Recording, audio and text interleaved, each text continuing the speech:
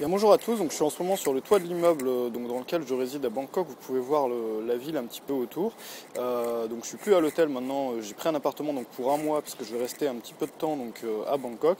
Et donc je vais vous parler aujourd'hui d'efficacité. Donc pourquoi d'efficacité? D'ailleurs pourquoi je parle souvent d'efficacité sur Web Marketing Junkie? Bien tout simplement parce que il y a beaucoup de gens qui réussissent pas donc à développer leur business sur internet, pas parce qu'ils n'ont pas de compétences, pas parce qu'ils connaissent aucune technique et que ils n'ont pas les connaissances nécessaires, mais simplement parce qu'ils n'arrivent pas à se mettre au boulot, à se mettre à l'action.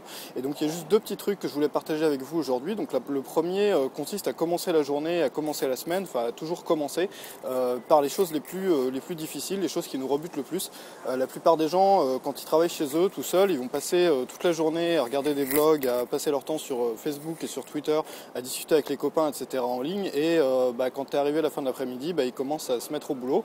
Alors que si vous commencez par le boulot, eh bien, vous pouvez passer, au lieu de perdre du temps, si vous voulez, sur Facebook, sur Twitter, à regarder des blogs et tout, au contraire, vous détendez, donc ce qui est tout à fait différent, puisque vous avez fini votre boulot, et d'ailleurs, on est souvent beaucoup plus frais le matin. Moi, j'ai pour principe, donc, toujours de commencer par les choses les plus dures, aussi bien dans l'organisation de la semaine que dans l'organisation des journées. Donc, la deuxième chose consiste à grouper les choses. Moi, je groupe, par exemple, la rédaction des articles de blog depuis maintenant un mois à peu près.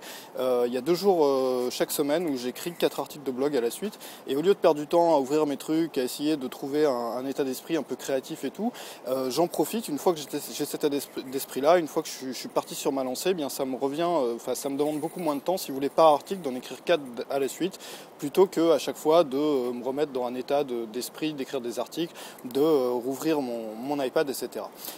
Donc c'est la même chose pour tout, pour les emails. Si vous checkez vos emails 10 fois par jour, vous allez passer beaucoup plus de temps par email que si vous traitez tout en une seule fois le matin quand vous vous réveillez. C'est pareil pour tout.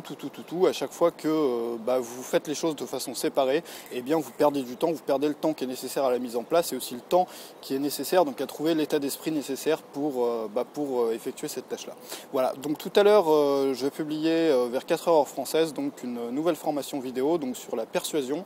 Donc on va voir des techniques de persuasion, donc des techniques pour convaincre qui sont utilisées par pas mal de gens, notamment tout ce qui est maître de la persuasion, même dans des domaines où c'est pas très éthique, notamment les voyants, notamment des escrocs, des politiciens aussi, des grandes marques connues aussi. Et on va voir comment adapter un peu ces techniques de persuasion à son site et comment les adapter, les utiliser de façon honnête et respectueuse de ses clients et de ses utilisateurs. Voilà, donc je vous retrouve tout à l'heure, salut!